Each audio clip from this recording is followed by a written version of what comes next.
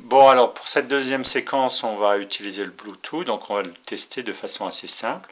Donc vous prendrez une plaquette, vous me le mettez sur la plaquette, il y a 4 fils à connecter. Il y a d'une part l'alimentation qu'on va mettre sur 5 volts. Ici c'est protégé, donc le module HC05 fait une division de tension et arrive en 3,6 ici. Le deuxième c'est la masse qui va directement sur la masse. Ici le TX de l'HC05, donc du Bluetooth, va sur le RX. Alors le TX c'est transmet, R pour read, donc pour lire.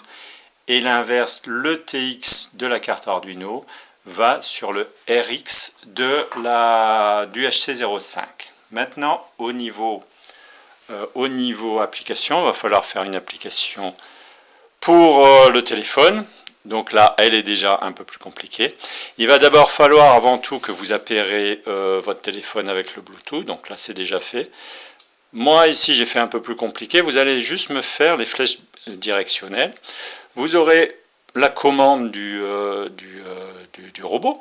Donc ce robot, ici, dès que j'appuie ici, d'abord il faut que je me connecte, pardon, il faut d'abord me connecter, ici il m'indique que c'est non connecté, je me connecte, j'ai mon HC05, je dis OK, une fois que je suis connecté, il me l'indique, et là je peux utiliser le pavé. Donc si je veux avancer, je lancerai ici, et vous voyez ici sur l'écran, que j'ai reçu 1, parce que sur mon bouton de flèche, j'ai marqué 1. Maintenant, si j'appuie sur le bouton droit, vous voyez que je reçois. Si je mets le téléphone et l'écran, ça va être un peu compliqué. Si j'appuie ici en bas, je reçois. Vous voyez que là, ici, le Bluetooth fonctionne. Vous voyez qu'au niveau du code, ici, c'est relativement simple. Bon, là, peut-être qu'avec la vidéo, ça va pas être terrible. Mais vous voyez qu'il y a un loop, qu'on a le Bluetooth qui attend. Si je reçois quelque chose sur le Bluetooth, alors qu'est-ce que je fais? Je lis ce qu'il y a dans le Bluetooth et je l'affiche sur la console.